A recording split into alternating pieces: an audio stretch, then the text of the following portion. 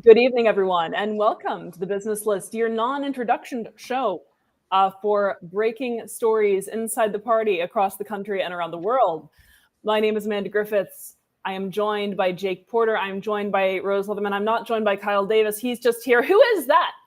That's Rob Yates. Rob, why are you here? He's Kyle's replacement. It's true. Kyle, we asked Kyle. Yeah. All right. See you guys later. Oh gosh. Everyone, how are you? Kyle's literally just going to stay out to an on me. Oh, there We've decided you're just not really the right fit for this podcast. Yeah. We wish you luck in all your future endeavors, but we're looking for someone with. Who with are you, my mom? With fewer mommy issues. Everyone, how are you? Doing great. How about you? Wonderful. Thank you so much, Jake, for answering, unlike Robin, Rose, and Kyle. Good. I had to think about it. I'm not sure how I am. Once you decide, please do let us know. Hello, wonderful audience. We have things to get to, in fact. And I suppose, do we want to begin with news inside the party or across the country / around the world? What are we looking for here? First up. I mean, the party stuff is going to be mostly people admitting that they had been wrong about Trump and very grudgingly acknowledging that we had been right. So maybe we should talk about what Trump is doing first. Sure. Why don't we do that? And why, Kyle, can you stop playing with yourself on the... Sorry, you said why don't we talk about what Trump is doing, right, Rose? Right, like leading us into World War III because he won't just say no to getting involved in Israel's war. Sure. So I guess that is the question. Is Trump leading us into World War III? I feel like I shouldn't be taking the segment. Is Trump leading us into World War III? I feel like you're the perfect person to take us into this segment. I feel like I'm not the perfect guy. I'm going to lead you into this segment. I'm going to drag you into this segment with me because this is our segment. I am your greatest ally on this show. And he either wants this or he is too much of a cuck to say no to it, or they have something really, really good on him. There are a few options, but either way, it's looking very much like the neocons are finally going to get that war with Iran that they've wanted for the past, how many decades now? It's 1992 at least, so at least 30 years. Yeah. They've been a couple years from a nuclear weapon since at least the 1990s. One thing that is difficult for me, just as a libertarian, right, is I do want to see a popular uprising in Iran, actually. And I would like to see that happen. The difficulty is always when you have governments that try and not even help that, but force that. And then what that ends up being is you set up a proxy state, and this has been continuous, like all throughout the 20th century, at least for the 20th century, the middle half onward. You have constantly had states that will go and intervene in smaller or weaker countries and make them into proxy countries with proxy governments, and then that don't really serve the people's interests. Again, cards on the table, want there to be a popular uprising, but what's difficult is that I have never seen the US honestly facilitate a popular uprising in another country, at least not in a way that didn't end up backfiring somehow on the people. Right. They'll back rebel groups when they think that they might topple a leader that's inconvenient to US empire interests. Oftentimes, though, you just end up with a state that was worse than the last one. I mean, US claims it's such a, we're such advocates of democracy, okay? Iran had a democratically elected leader. What happened in 1953? The US toppled that leader and installed the corrupt Shah, who was there until 1979, at which point they had that revolution, that popular uprising. However, it looks like they're very much in need of another one. I would not trust the US to try to bring that about, though. That's something that the people of Iran are going to have to make happen themselves. I mean, that's the difficult thing, right? So yeah, you're right that the Shah was run out, and then we got a theocracy. Yeah, which is what tends to happen. Yeah. When a state is failing, you eventually what happens is the people who get into power are the types who are naturally well organized, disciplined. Oftentimes those are the religious fundamentalists, and that's what happened here. Right.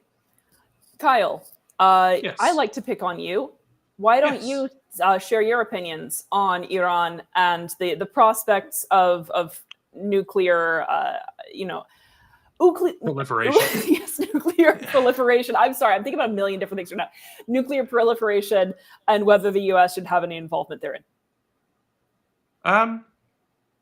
It's an interesting argument to have, because we didn't go into North Korea. We didn't stop China when they were building out nukes. At the end of the day, Iran is part of BRICS, right?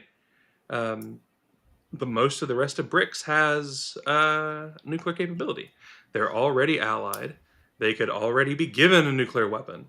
It's not like someone's going to go through the remains of the nuclear weapon to decide if the casing was actually Russian or not after a city's leveled. This is an excuse, in my opinion, to go after Iran for reasonable things to be pissed about with the leadership of Iran, but from another country that wants power there. I very much view Israel as the aggressor on this, and you can point out that Iran is, for lack of a better way of putting it, asking for it. But it'd be the same argument that people were making with Russia and Ukraine, and I think that Russia was wrong to go into Ukraine.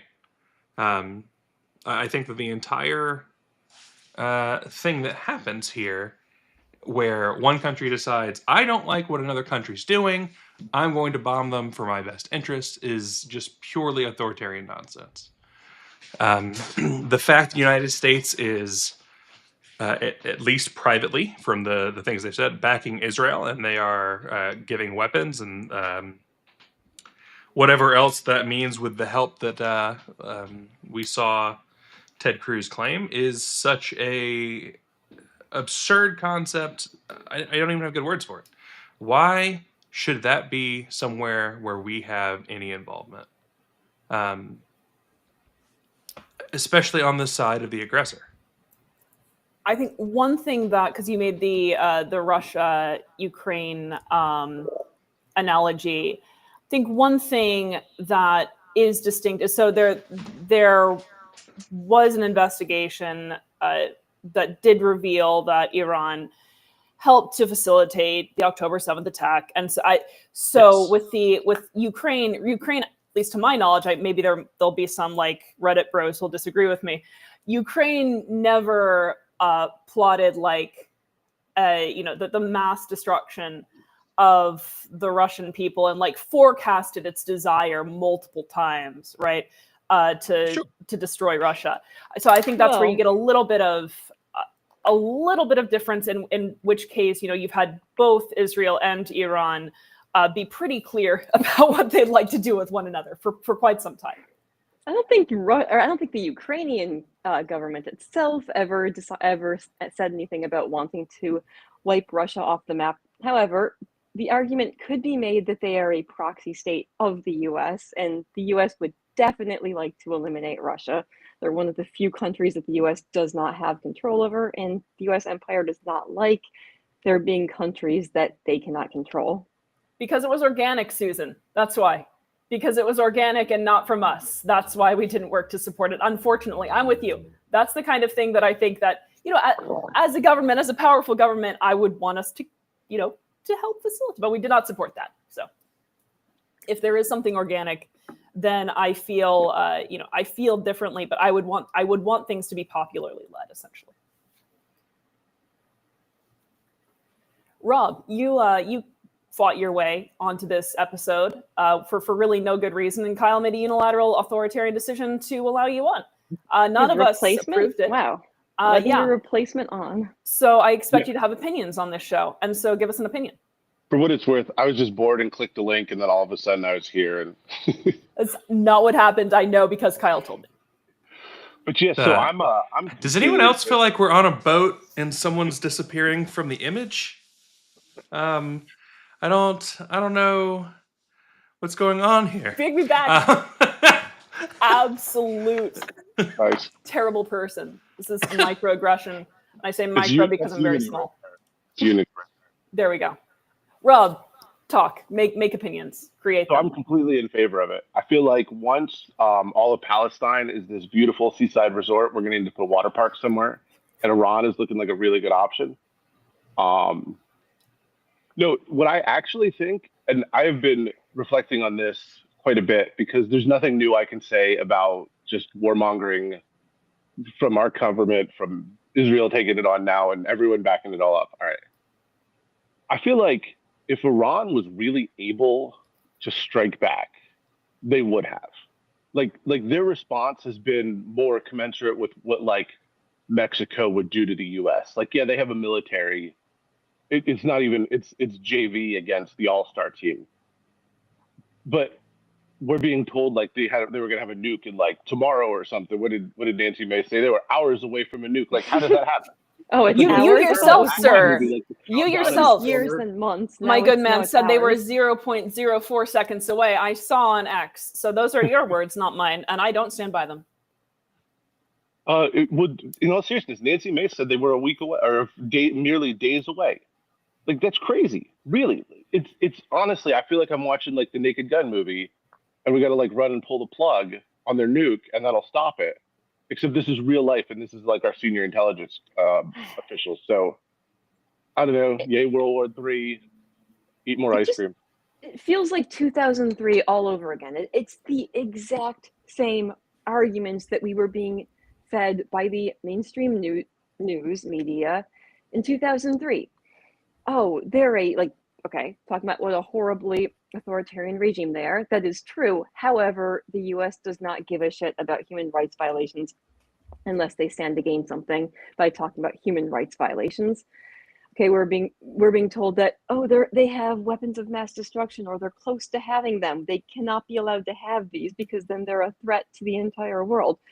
We're being told that if we topple the regime, democracy will sweep the region. We're going to be greeted as liberators. The people want us there. Like, it's the exact same talking points that we were given in 2003.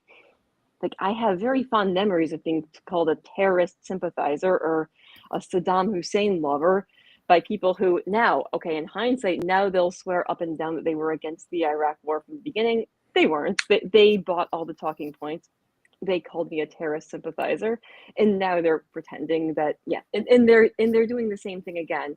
Oh, I'm against war, but Iran is just a huge threat. Okay, we have to take action here. It's the same thing over and over. Well, it's the same playbook through and through. Did you see the FBI announcing they're going to increase domestic surveillance because terrorism or something? They Because just want to terrorism, hack my of phone. course. They just want to see my photos. That's all. I know. I understand. I'm telling you Well, all then they now, can I'm get in line and filling they my can phone up pay with like fake everyone news. Not else. me, they can have them. What's up, Rob? Wait, there's a I'm way to gonna pay to see photo. Amanda's photos? Not for you. You've been blocked. It's by invite I'm gonna take only. thousands. Jake, you're a terrorist sympathizer. Why? Well, that's what I was told. The same thing Rose was back whenever we had the Iraq War, and she's completely right. It's the same arguments. Back then, we didn't know why the hell we were going into Iraq. Was it to promote democracy? That was one thing we heard. Was it because Saddam had weapons of mass destruction? He obviously didn't. The Bush administration lied to us right into that war. We got into that war, and then we stayed there for over a decade. And what a nightmare that was. And we were lied the entire time. We didn't have any clear objective of what the hell we were doing. And we're doing the same thing today. Now, I don't think this is going to lead to no World War III. I don't think Iran's got the capabilities of that. It's pretty obvious. We have complete air superiority. Israel does. So I think that can be a little bit of fear mongering on our side, too. But the fact is, we don't know what our objective is, and we've got a president that in 2 weeks he's going to decide he doesn't know what the hell he's doing. He never does. And that's the danger of putting all your support behind someone that has no principles. They'll do whatever they're told to do or whatever they decide to do whenever they wake up that morning. And so we're running into that problem of people, oh, we didn't vote for this. Well, you did vote for this because you voted for a maniac who doesn't know what he's doing. It's very difficult. To be the more powerful party militarily and win a war in the public mind. I think since Vietnam, we've seen that once you're able to broadcast the atrocities of war, it becomes much more difficult to retain popular support for it. And the more military powerful ones are always the ones who are able to be more, to be more effective in their attacks, and therefore lose the support of their country. This, I think, others capitalize on. The enemies, the powerful parties capitalize on. The enemies of the notion of a powerful party capitalize on that. So it is. I think this has been part of what's made it much more appealing to executives to go in with airstrikes and things like that, right? Like I've said on occasion that we don't even do wars anymore. We just do airstrikes because Congress is not going to authorize a war because it's so horrifically unpopular because of the media environment that we have today. I honestly don't know what we do about that. Stephen Nikela was in a Twitter space today that Kyle did us all the courtesy of attending because I didn't want to. Nobody did. And because Kyle he wants up. to retain his job with us, so he's going above and beyond. He wants to be able to see the photos, and I keep telling him no. But he was in a Twitter space where Stephen Nikela said something to the effect, and you'll have to correct me, Kyle, of like how the U.S. shouldn't have gone into World War II. I think there are some libertarians that feel that way. There are some that do not. There is certainly a time and a place for defense and for assertiveness, but it's become so unattractive to do anything now, and so we only do it by airstrike. We only do it by fiat. I don't know what the good of that is at all. Kyle, was correct?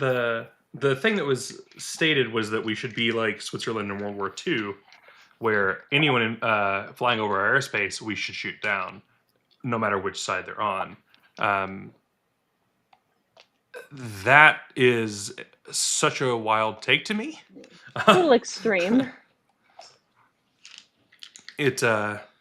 I believe that, we had an interview with Alexander on Tuesday from the International Alliance of Libertarian Parties, and I think that he's right that when tyranny strikes your neighbor, you have an obligation to stand up for it.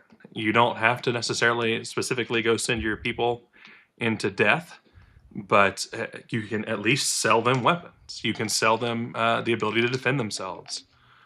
And that is a fair thing when, someone has marched into your country, someone has bombed your cities, someone has threatened to wipe you off the face of the earth. It's a very different scenario than just saying, we're an isolationist country, because there is a global economy, there's global trade, and libertarianism is not something that is atomized. It is not a per person thing. Now, does that mean you have to go risk your life in those other countries? Of course not. But that's very different than saying that no one from our country can, and that no one from our country can give weapons, and that no one in our country can give money. They're different things. Taxes shouldn't be collected for it, but taxes shouldn't exist.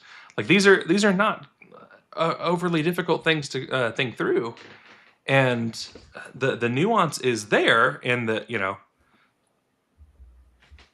taxes can be bad, and also sending money can be okay, as long as it's voluntarily done. But the idea that voluntarily doing it is also the same thing as the government being evil about it is simply ridiculous. Wild hypothetical for you, because I just feel like torturing you tonight. Let's say there's a group in the United States, a wealthy group, that wants to fund an enemy of ours. You can decide that it's Iran, you can decide that it's China, you can decide that it's North, whatever, that wants to give them money, wants to sell them weapons. Should they be able to do that absent prosecution? Like, it's very clear that whatever this country is, they definitely want the US wiped off the map. There's a group that tries to fund them, that wants to fund them. Should there be consequences for that? Or do they have that right to do it as individuals? It's a fun question. In my opinion, the thing that separates the issue is this, like, the intention is to violate the NAP, right? So there's a thing here where if you are knowingly giving people assistance in violating the NAP, you're complicit. You're part of this problem. And so, let's pretend we're in the world where Canada plans to invade, because it's even better. France is at our borders. France is preparing to invade. All They have Alexander's fault. Yeah. Yep. Giant army standing on our eastern border, standing right on the water. And if someone is going out of their way to give those people weapons, especially any kind of discount or anything else, there's a huge problem. If they are marching into the country and killing people and, violating the NAP, they're aggressive, everything else, then you are choosing to assist that. It's the same reason that, generally speaking, we shouldn't be involved in giving weapons to people. In the case here, we have where Israel started their strike first. We have a direct attack on Iran, and there's a retaliation from Iran. And going back to the point with October 7th, yes, you can say that Iran backed the October 7th plot with Hamas, but you know who did that. That is a thing. I mean, like, it's the Iranian government. You can hold them to trial and everything else, but unless you're going to declare war, there's nothing there to say that we should be part of it.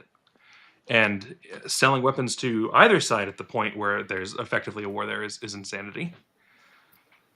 But that is the difference at the end, rather than me rambling on about it.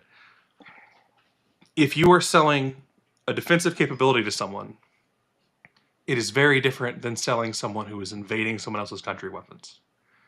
In the same way that I should be able to go out today and buy a machine gun to own for my house. If I am marching on Rob's house, intent on taking his house, then I should be punished for buying a machine gun because my intent is to kill Rob.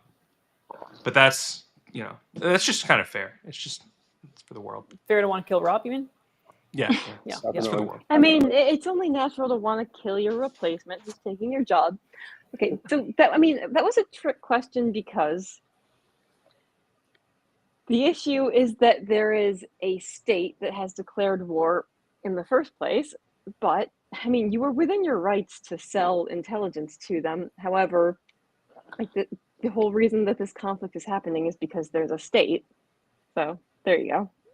There we go. If there were no states, other things. Yeah, you'd have people committing acts of aggression, but not anywhere close to on the same scale as the giant criminal gangs that we call states now. Fair enough. Speaking of these sorts of things and criminal gangs, so we learned that 10%, according to an investigation by CNN, fewer than 10%, less than 10% of the immigrants booked into ICE custody since October of last year were convicted of serious crimes. We reported on something similar to this a little while back. Over 75% had no criminal convictions other than immigration or traffic-related offenses, and some not even those. So DHS has... yes. Alex Norasta actually gave additional detail there. Okay. Today.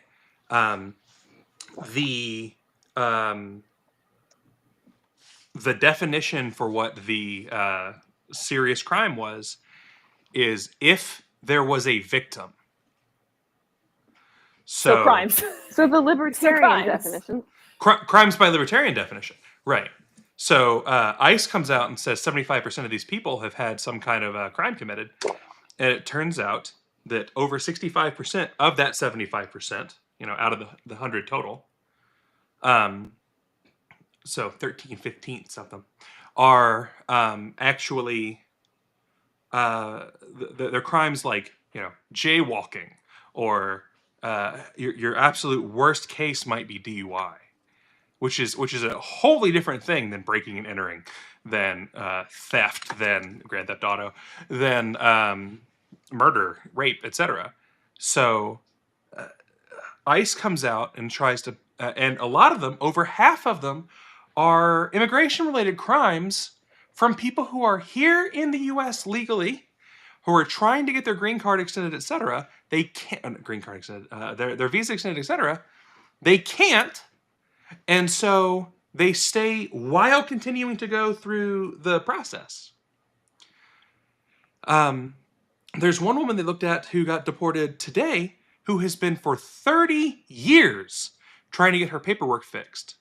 I wanted to pull up a tweet because Homeland Security responded to this and said, so the other allegation had to do with... Do you know how to pull up tweets? With what? Do you know how to pull up tweets? I'm going to read the final part of the tweet. Just show it. You're an admin now. I'm doing a thing called being on a newscast right now, Kyle. So this is the allegation also had to do with the fact, or that she allegedly did not receive medical care. And so DHS says, well, these allegations are false. This is a quote. ICE provides comprehensive medical care from the moment an alien enters custody. DHS takes its commitment to promoting safe, secure, humane environments for those in our custody very serious. Very serious. Like they super serial. Yeah, no they deported those people. And they deported people to El Salvador too, where they got great medical care. And they took that very serious as well. Well, I mean, the Guantanamo Bay prison supposedly had a state-of-the-art medical facility, supposedly. Well, don't forget that's where they wanted to send them to if first. If you know anything about how what has happened to prisoners of war throughout history, that is not a medical facility, but that's a discussion for another time. But yeah, I mean, okay, 10%, that only 10% are guilty of actual crimes. Like, yeah, that's not exactly surprising when they're basically just locking down Home Depots, or what was it, a Home Depot, and grabbing anyone who doesn't have their documentation readily available, or grabbing people out of like their jobs at hotels or meat processing plants or something. Yeah, most of the people. Did you see the neighborhood that was being built? Mm-hmm.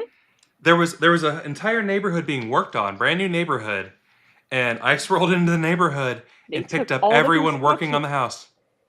Yeah. They've kind of, certain big business interests have managed to lobby well enough that that ICE is not gonna target them anymore, because they're actually losing their low-paid workers. Yeah, so the big businesses are fine. They'll be fine. They can keep their low-paid workers. Exploit workers, and they can people who they can pay a couple dollars an hour and hold over their head the fact that they're technically here illegally, and they can have them deported at any point. But yeah, in general, though, people who came here and who are just trying to make a living and who are working their way through the court systems are living under the constant threat of being deported. We saw this recently in New York, like a New York City mayoral candidate who he was helping to escort an immigrant family out the door, people who I guess were in the process of trying to apply for their citizenship. They were working their way through the needlessly difficult court process, and ICE agents showed up and started trying to arrest his family, and then he ended up being arrested because he intervened with federal officers who, in theory, are not supposed to have any authority to arrest a U.S. citizen, and yet they did it anyway. Right. It's I mean, so much of this, right, is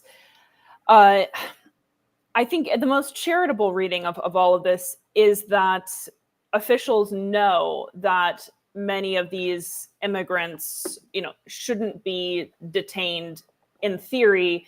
What they're trying to do is they're trying to project an attitude of danger and risk to people who would otherwise want to immigrate illegally. That, I suppose, would be like the strategic calculus that they have going on. We've got a problem with illegal immigration. Let's just round up everyone who looks like potentially an illegal immigrant, and then people who are thinking about coming into this country won't try.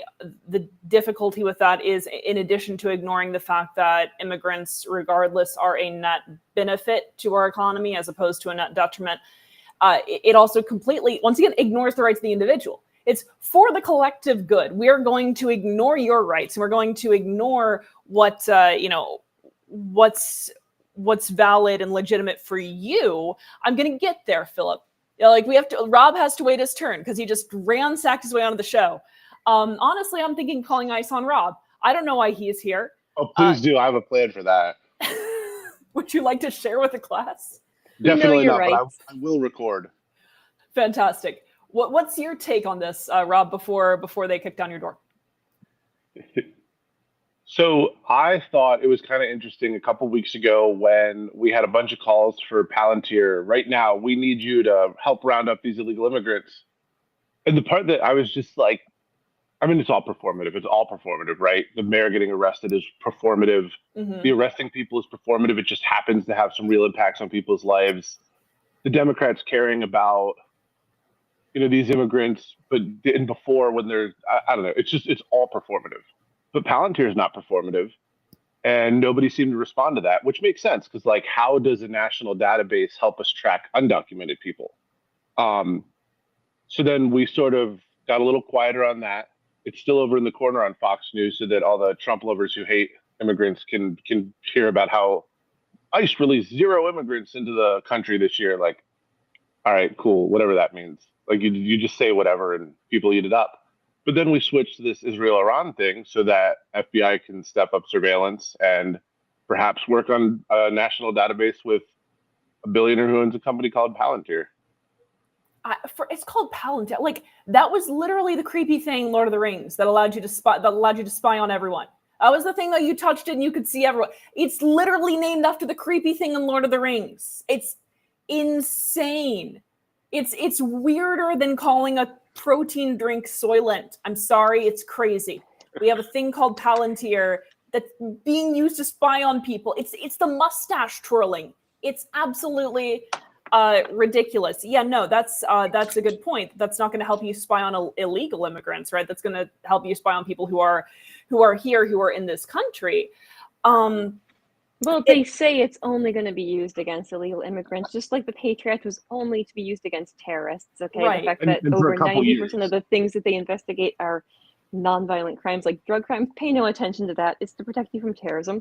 Palantir is just protecting you from government fraud and from illegal immigrants who are stealing your job and simultaneously also taking all the welfare benefits somehow. Right. Think about how hard they fought for the 702 renewal last year, including the provision that the FBI can search collected data without a warrant now.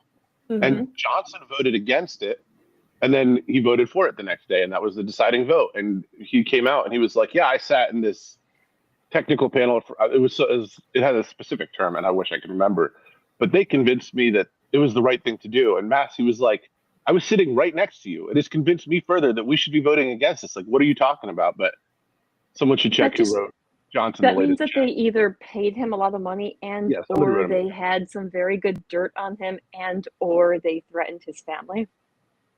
Or all three, some combination. But that was under Biden, but now it all comes together. It's the uniparty. It doesn't matter who's president. It's just what idiot is leading the idiots to fight with each other so we don't pay attention to what they're doing. It's interesting that we've got we have the surveillance, we have the possibility of military intervention in the Middle East. People are talking about the MAGA coalition falling apart. Just I think today there was a vote to authorize what was it? Authorize U.S. aid spending again, or something to that effect. So there are a lot of people who are very upset about this. We've laughed between ourselves. There have been a couple prominent rightists who have apologized for voting for Donald Trump. Is this the end of the MAGA coalition? What comes next for Donald Trump's, a significant portion of Donald Trump's base and of the Republican? Like, is the Republican Party returning to its old, like, neocon roots? What happens to MAGA right now? Well, we're back to Republican having Party's John dead. McCain. That no matter who you vote for, you always get John McCain. Jake, you said the Republican Party's dead? Rigor mortis is about to set in. The Republican Party's dead. You heard it here first. No, the Republican Party will not exist without Donald Trump. They have created a cult around one man. They will not come back from it because they stand for absolutely nothing. They won't be able to maneuver back the neocons. It's a movement that's dead. It stands for nothing. It stands for whatever Donald Trump wants it to stand for today. And it may change later on in the day, so then it will change to whatever Donald Trump wants it to stand for. They're morally bankrupt. All they stand for is whatever comes out of the fever swamp of whatever social media or podcaster they're listening for today. And furthermore, as far as these libertarians talking about, oh, he's going to lose the libertarian mega coalition, who cares? He doesn't need them anymore. He doesn't need you anymore. And you're, He oh got no, what we're he gonna needed. abandon him. Nobody cares. He doesn't care. We weren't the ones that, we're not the ones that have the leverage to say we're going to abandon him. He got what he needed from the libertarians, and that was it. But okay, I don't think the Republican Party is dead. I think that the I agree. neocons, the Republican Party fractured following the Bush administration, which was unpopular enough that the Republican Party fractured. Most of the Wall Street-backed war criminals at that point kind of moved to the Democratic Party. The Republican Party had the populist MAGA movement rise up. It's looking like the right-wing populists have also fractured, and that the neocons are getting control over the Republican Party again. Like, you're seeing people like, Liz Cheney and the other neocon power families. They have influence again when, they were being openly shit-talked by MAGA politicians. How recently? Very recently. Rob, you were agreeing? I think that MAGA is fracturing. Yeah, the Republican Party's not dead. The Uniparty's not dead. It's a big facade. One side wears red, one side wears blue. If Kamala had won, we would be sitting here having the exact same discussion, but like with something Slightly else as the different. distractor leading into immigration. Like, We'd have a rainbow AIPAC flag owns on the every bomber one of plane. them. Big business owns every one of them. Palantir owns every one of them. They do as much as they can to hide what's going on. They pass 5,000-page bills in one day, and it's seriously, it's Kanan Kodos from The Simpsons, like, abortions for none, boo, abortions for all, boo, abortions for some, little American flags for others, yay! Like, that's the idiots. Don't that are blame voting me. for I our voted lives. for Kodos. Yeah, exactly. Right. Right. And the MAGA movement themselves, they were no friends of libertarians either. Like, they wanted their own version of an authoritarian state. They just thought things like domestic policies that would benefit them, such as protectionist policies that they thought were going to restore manufacturing to the US. They thought those things would benefit them. Either way, we were still screwed. Okay, yeah, maybe they had a slightly more isolationist foreign policy idea than the neocons would have. But as we've seen, okay, when push really comes to shove, they'll still cuck and they'll still go to war when they're commanded to. And all the special interest groups for both parties will fall in line. Mm-hmm. Look, I'm pro-life, right? The Democrats have had so many chances controlling Congress to make abortion statutory legal. And they don't, because they want money from pro-choice groups. Mhm. The Republicans are supposed to be for small government, unless it's the small government that spies on us or wears a badge and kicks your door down. Then they fight against it in the Supreme Court when they go in the wrong house. Like, it's all performative. If you vote Republican or Democrat, like I'm telling you right now, you're brainwashed. You're incapable of original thought. Right. Thought Those is always issues that they claim they're going to fix, they're not going to fix those issues. Okay. They've been promising to fix them for probably decades. They're just going to use them to fundraise and to get your vote.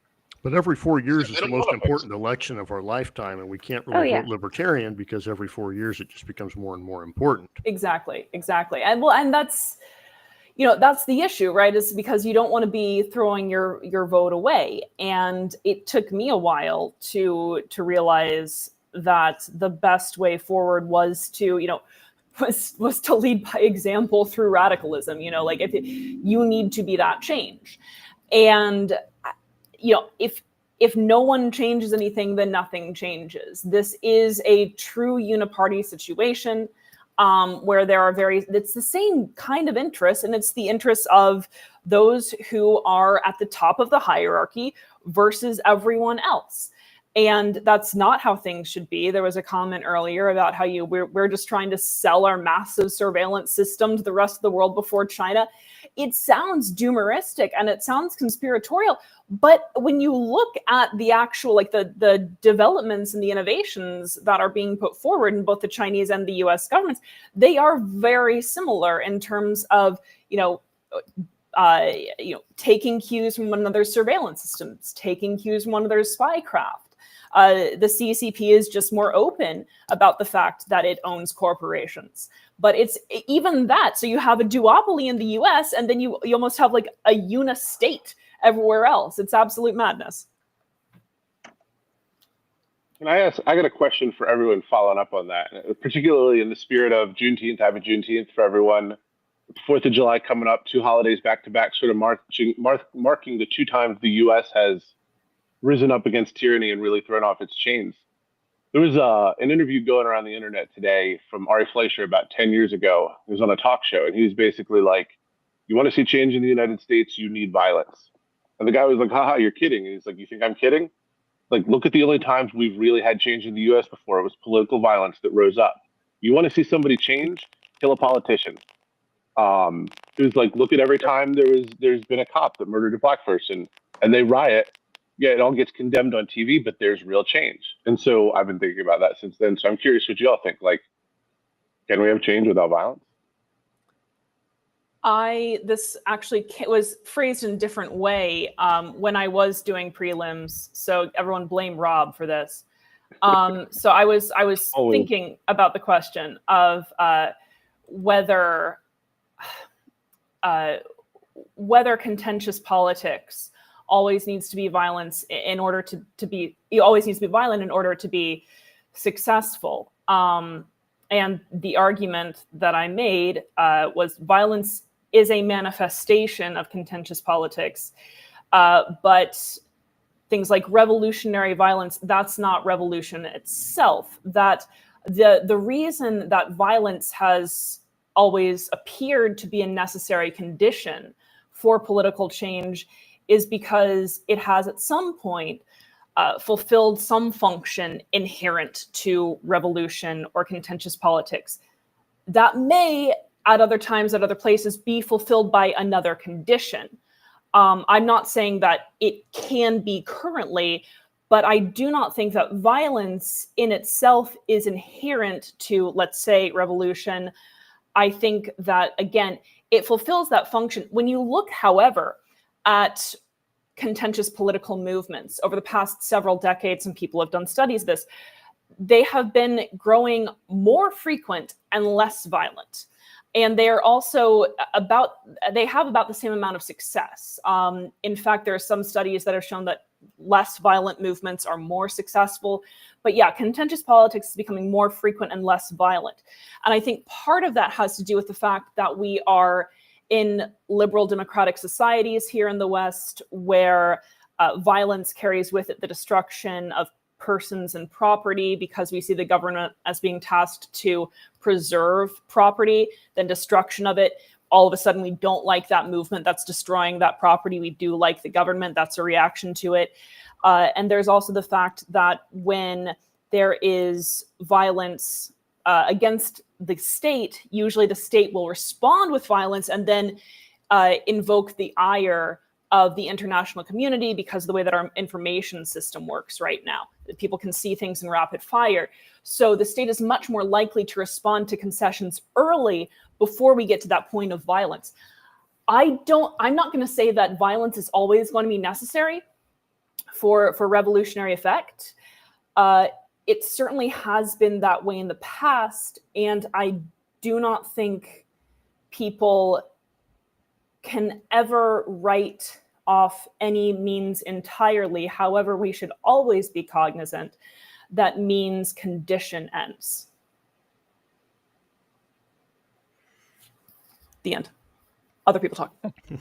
He asked a question to all of you. I think, unfortunately, that we are probably headed towards violence. I don't like it, but I can see that happening. You know, civil wars start whenever one side loses power, and the idea that it's only the right that's going to have the power here, or that the left won't respond with their own form of violence is I think, inaccurate. I think that could happen. We have seen the starts of violence, January 6th. Now, some people disagree, but there was definitely a violent element with that. We do see violence in Minnesota, politicians being assassinated, assassination attempts. This stuff can trigger something that can't really easily be stopped. And when you have conspiracy theories going on about blaming the other side for all the violence and taking no responsibility for their side, people that just hate just because somebody doesn't share the same political affiliation, people not talking, people, I don't know how many times I've heard people say, I don't know anyone that voted for Joe Biden, or I don't know anyone that voted for Donald Trump. Well, obviously you do. They're your neighbors. There are people that do. But we have alienated ourselves and put ourselves in these sociocentric groups that we don't talk to one another, and we fight over these crazy culture war issues that are not really issues at all often, and it just leads to more and more problems. One of the biggest issues that we have right now is that people get their news, they buy their news, and they buy the propaganda that they want to hear. So they never hear anything else but propaganda. And it is, the more crazy people get, the better social media engagement they get. We've got congressmen and senators that are just fully concerned about their social media engagement and not concerned about their jobs anymore. Yeah. Now, ultimately, it comes down to who uses the violence. The state obviously will use violence against the people, and revolutions often happen whenever the military just refuses to fire on the people. Right. Like if the people are just committing violence against each other because they think, oh, those people voted for the other team, they're evil. They're the reason why we're in such a bad spot right now. Like that's what the ruling class wants. Like, okay, people, it's just the peasants. They're committing violence against each other. We can use this. Like we can take like a story of some person that was injured or murdered by one side and turn this into a whole thing where we can use that to pass new laws claiming that we're cracking down on political violence. Like that's what they want. It's when people start targeting politicians or, I don't know, like health insurance company CEOs or something, that's where the ruling class really starts panicking, because people are starting to figure out, hey, it's not my neighbors that are screwing me over. It's the people who are running the government and the mega corporations. I think that they are genuinely afraid at this point of what, and they are desperate to control the population. Like, we keep seeing all these psyops. Like, okay, what did they try? How many times have they tried monkeypox and it didn't catch on? They tried aliens at one point. They did try aliens. That's fun. Yeah, there was this weird. I was a little disappointed that didn't do better. We could have given it a week, couldn't we? Right. There was like a week or two where everyone's feeds were just full of race baiting content, and like I remember, I'm like, is it just me? Did I accidentally engage with race baiting content, and that's why my feed is showing it to me? And other people are like, no, I'm getting this too. Like they are so desperate to keep people divided. Well, and the division works very well. These ethnic entrepreneurs, right, that they pit people against each other, it works very well. Look at Rwanda. 800,000 people died by machetes because they convinced everyone else the other side was cockroaches. We do the same thing here. We convince everyone else the other side is pedophiles. The other side is evil. They're deplorable. And we can come up with every name that we want to call them. And it ultimately dehumanizes people to the point that we can use violence, and we won't feel a damn thing about it whenever we do, and we won't care whenever the violence, when we watch it happens against people, when we watch innocent people being thrown in El Salvador prisons, that we won't care. That's where it starts. When we watch people that we disagree with being murdered and assassinated, we no longer will care. We won't have that humanity. And that's where it leads us to. And it's a very dangerous place. And we never know what happens in revolutions. Sometimes we can get freedom. Sometimes we can head towards authoritarianism. Well, and that's why we've been very, consistent about the fact that that's why we need to be in the middle of this, of this action, of these movements, because otherwise you just get another flavor of authoritarianism. If so many people at the No Kings protests were also in favor of mask mandates, well, then that's a problem. And that's why we need people like us at the No Kings protests. Because otherwise we need more of the narrative there. Exactly. And the thing that I think we all do need to remember about the question of violence that Rob posed is that, as libertarians, we are not violent against peaceful people. We have the non-aggression principle. The state is, by its nature, the permanent aggressor. And we need to be cognizant of that the people retain an absolute right to resist aggression, wherever it comes from. I'm kind of with you there. Libertarians. Oh, go ahead. Well, because what I've been ruminating on since hearing, because Ari Schaffer specifically said you need to shoot a politician to really start to see change. And what I've been reflecting on what you were just saying is like the state is the monopoly on violence. Like they're the arbiter of violence. They're the arbiter of aggression. Like it really doesn't matter who their foot soldiers are. You a cum guzzler for Biden or for Trump? Like you're going to go out and perpetrate the violence that you're instructed to do. So at some point, like if power cannot be taken back voluntarily, I mean, I don't know. I don't know that it's a necessary condition. It's an effective condition. It might be an inevitable condition. I hope that we don't have violence. For the record, I think that would probably be a pretty bad thing. It's never good when good people and people who believe in the right things and are harmed. Certainly, it's not good when peaceful people are harmed. And we've got this misconception too. Well, go ahead, Rose. Oh yeah, I was gonna say, what's that? There's a quote about the man who just wants to be left alone. But yeah, that's where you get revolution, when the state starts targeting the people who just wanted to be left alone. That's my problem. I don't want to be left alone. I want to engage with the world. But go on, Jake. What were you saying? Well, I was just going to say there's this misconception too about civil war, that civil war is going to be the North versus the South, and these states versus that states, and that's may have been how it worked in the 1800s. That's not how it's going to work now. It's going to work with terrorist bombings. It's going to work with assassinations. It's going to work with road checkpoints by militia groups. It's, and the average person, the people that want to talk the most about these civil wars are people that would die without their diabetic medication. They couldn't go a week without it. They're in no shape to fight, but they want to push this war on. And civil wars are not, they're not started by the poorest people. They're started by the rich people that are bored and have nothing better to do. And that's the sad truth. And it's not going to necessarily be started by economic conditions. It's going to be started when people feel like they have lost their power, when the other side is parasites, when the other side's cockroaches, the other side's pedophiles, the other side is all these horrible things. And that's whenever it will happen. And it will happen so fast that we won't know what hit us. And Right. that's the grim thing about it. And previously it was, I think, economic conditions, and people could make the argument for that. Now it is the case that although people have different socioeconomic stratifications, access to material resources and institutions is much more level, right? So most people have the same level of access to basic education, things of that nature, and basic technology. So when you get that, then you're able to have a fairly consistent, fairly flat capability of developing your own what we can call them ideological positions. Again, there's always the argument that, well, even those are impacted by material conditions. No, political preferences are impacted by material conditions. But once again, when things are more flattened, you do have an ability to develop variation in ideological positions beyond just what you have access to, because a lot of people have access to similar resources now.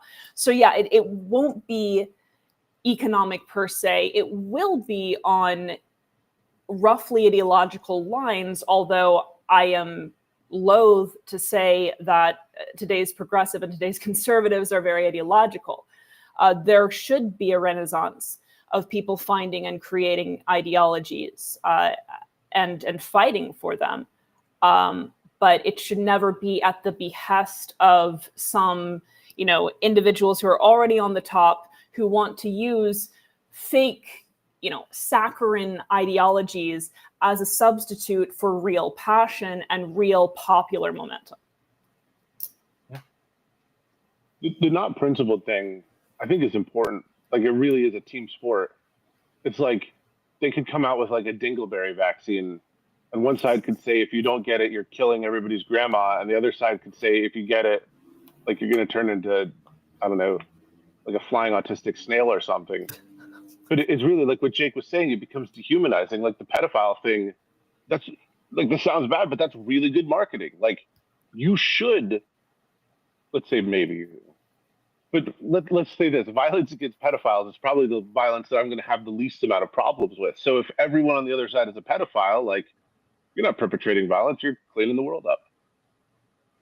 Right. Joke's on you, though. Most huge number of the people in power on either team actually are.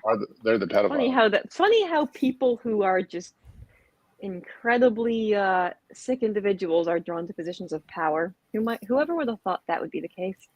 In completely unrelated news, we do have a what is it? A response to the McArdle memo.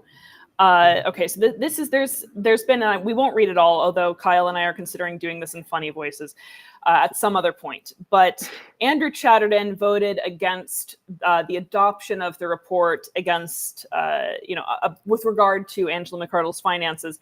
He gives several reasons for why he did so. We will go through this report at a later date. It's briefer. Thankfully, much briefer than the 94 pages that we read through the other night.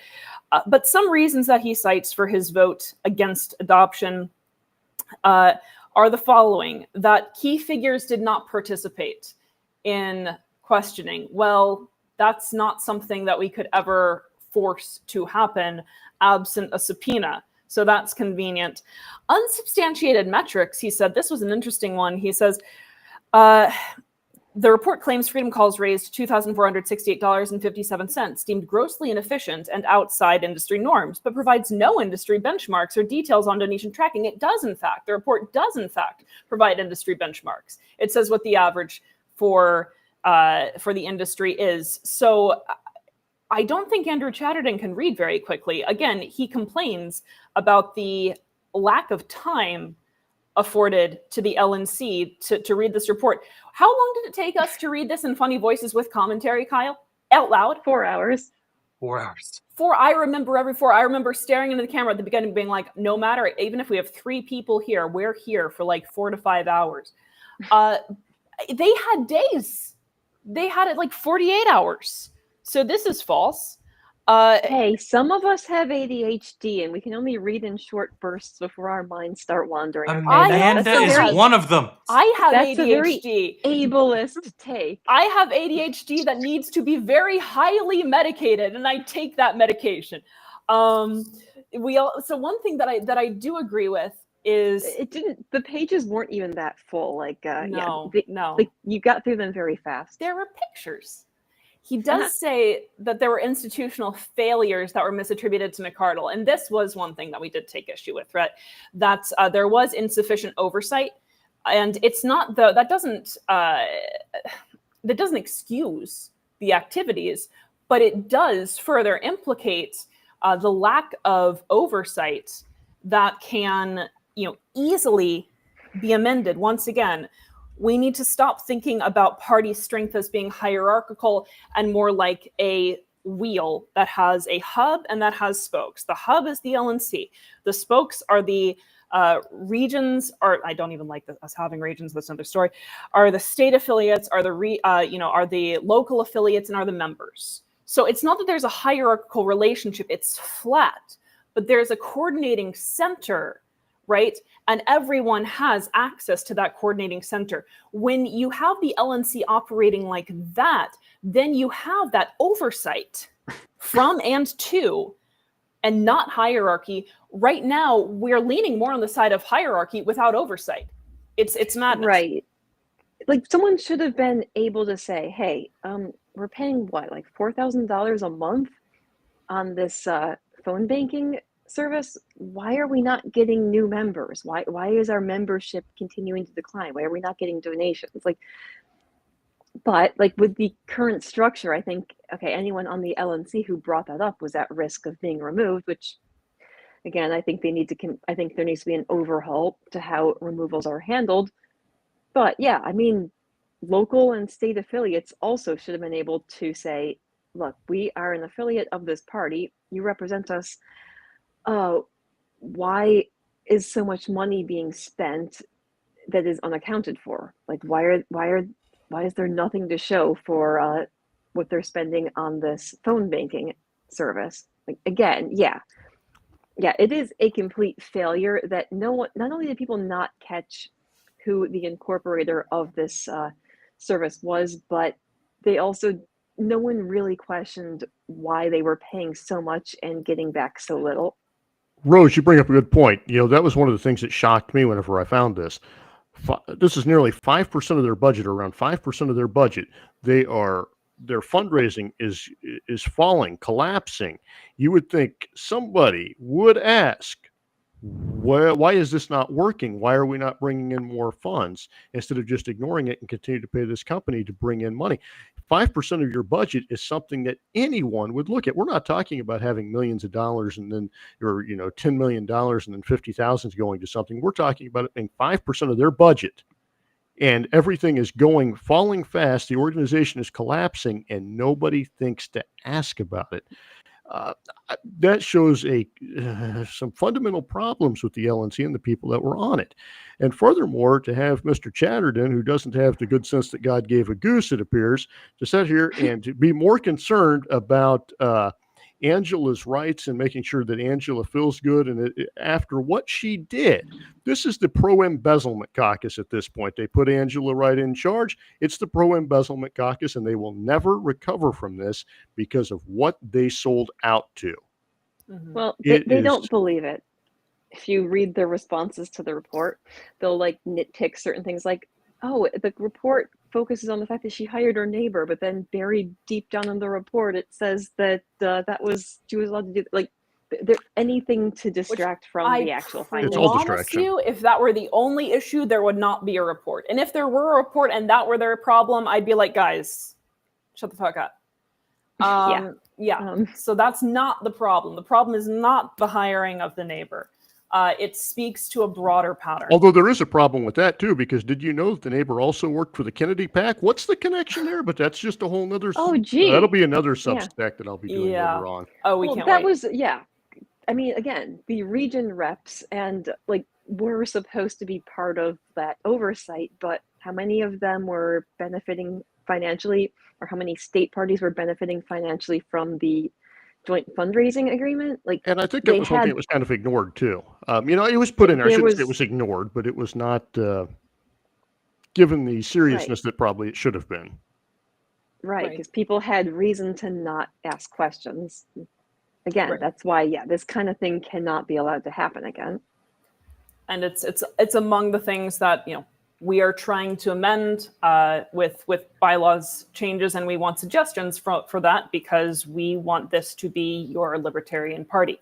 This is nothing if it is not empowering the individual members to empower others in the fight for liberty. So suggestions for bylaws changes, even if they're not properly worded, I just want to think about them. I'm sure Kyle wants to think about them too. All of us at LP Alliance want to think about them.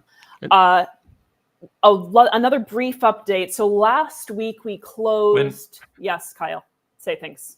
When people talk about serving on a committee, that is how I feel about the bylaws committee.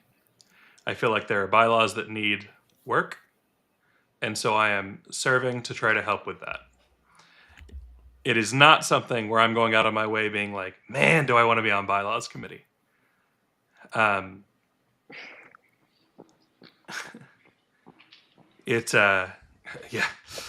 Karen Ann, the chair of the bylaws committee, Our dear leader. fearless leader, is, someone who is much better on bylaws than I am. She's someone who's more read on it. She's got more detailed thoughts on it. I'm looking at this as a structural issue in the Libertarian Party, and I'm going to do the best I can to try to help fix the problems that are there. But it's not like I'm excited to be on the bylaws committee. I'm excited because I'm excited to read your guys' thoughts and ideas, because I am not like Kyle and I care about you all. But ironic. Yeah, no. I will say, though, the bylaws are very important, and it's important we have bylaws, but Yes. unless you elect good people, it's not going to matter, because they're going to do whatever they wanted. We can Yes. what Angela McArdle did was already against the rules.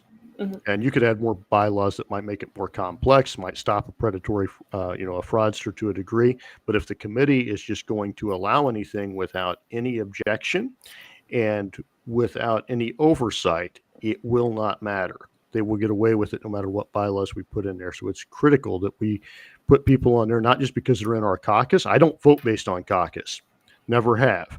I vote for people that are competent in the leadership, because the LNC doesn't, it's not a philosophical thing. It is somebody that can do the job of a board of directors, somebody that can do the job as the executive director, the communications director. We're not going to pick our friends because we know them on Facebook or Twitter, or because they're in the same caucus as us. They've got to be competent to do the job, and they got to have high ethical standards. And we failed on that. One thing that Kyle and I closed with last week, well, not Kyle and I, all of us, but Kyle and I were the ones who heard about this, was we had it brought to our attention that there had been efforts by international parties to work with the LNC here in the U.S., and that those efforts had mostly not gone anywhere. We're really excited to tell you that, and as some of you know this, if you've watched our streams early this week, we are now speaking with the International Alliance of Libertarian Parties. We're on a working committee to reboot that, give it more teeth, actually make it a force for global change, because once again, the struggle for liberty is an international struggle. It defies state borders innately, and we're very stoked. So we will be, not we specifically, but the IALP will be reconstituting itself under a stronger and more definitive, declaration of principles, an intent, an organization. We're very excited for where this is going. So that is one more great thing that we're looking forward to doing, is being on this working committee with the IALP, and that work has already started. So. Thoughts from you, Kyle? You're involved with this. You pretend to be on the show. He throws a few questions to justify his salary. Yeah. I feel like you've already kind of said everything that's important there. So I'm not too worried on this one. Rob, you forced your way onto the show. You get the last thoughts on all of this. We reward aggression here. The bigger an organization gets, the more focused the core message has to be. It becomes very easy for disparate viewpoints to manifest more strongly in different corners. So an international organization working towards liberty, there's a lot of cool upside to it. I think no different than the Libertarian Party and the state affiliates, but the work happens at the local level. Like, just going back to what you were just saying about the LNC and the report and stuff, like, to me, talking about a smokescreen, like, it's all bukkake, it's all another smokescreen. It's just a really impactful one. Mm-hmm. We had a weekend at Bernie's president for 4 years, followed up by like the only person who's 100% horse's ass and 100% megalomaniac psychopath. So like win-win, I guess. This should be our time. Like we should be out there messaging, peeling people off. Unaffiliated numbers are going up off the charts. And instead we're like fighting over this nonsense, and it's a waste and it's frustrating. And then, you know, we see other people messaging because they're just like, you were wrong. It's okay. You were wrong. I ain't judging. Honestly, if we were sitting here and there really were libertarians on the cabinet and in high positions, I'd be like, okay, like I was wrong. Doesn't mean I agree with the strategy, but like you had a strategy and it worked out. But this strategy absolutely did not work out. We should reconstitute and be working on something else. And instead, we're just having more fights over ridiculous stuff. It's indisputable. I mean, it's there. Like, we can prove it. The financial records are there, and that gets frustrating. Like, I don't know, people own your shit. Mhm. I've seen a few people posting, I was wrong. Like, okay, that's a really good start. Are you sincere? Is this in good faith? I don't know, but that's a really good start. And I'm willing to accept that people are acting in faith if you're really here to try to advance the party, because we could not have more fertile ground to plant seeds. And instead we're just like pouring bleach on it. Yeah, it's very true. All the conditions are in our favor, and that is why we are here at LP Alliance, is to make it happen. Because it's never been the conditions have never been readier, and it has never been more critical. These things tend to coincide with one another. All right, everyone, thank you for another wonderful show as usual. Thank you all for watching. We will see you again. We'll see you on Saturday, because Mike Termott is going to be on. We will see you next week as well for a few things. That we'll see you for an episode on the Stonewall riots in 2 Saturdays. And we will see you next Thursday for another wonderful episode of, we'll see you on Tuesday as well. We're doing a Tuesday show now. I can't even keep this all straight. I don't even know when we have an episode scheduled anymore. We have our next episode on Saturday, which is with Mike Termott. You can also check out our website that is soft launching at lp-alliance.com. If you go to libertariansolidarity.com, you will also get to our website. We found out, by the way, after we announced that we were going to buy these domains, that there were other attempts to purchase these domains. I wonder who they were from. So, no. Oh yes, we found Be that a out. real shame. There were someone had several bought attempts them to and purchase used them libertarian solidarity related domains. We love it. All right, everyone. Until next time, we are. We can the sell it businesses. then to them for the right price. Good night.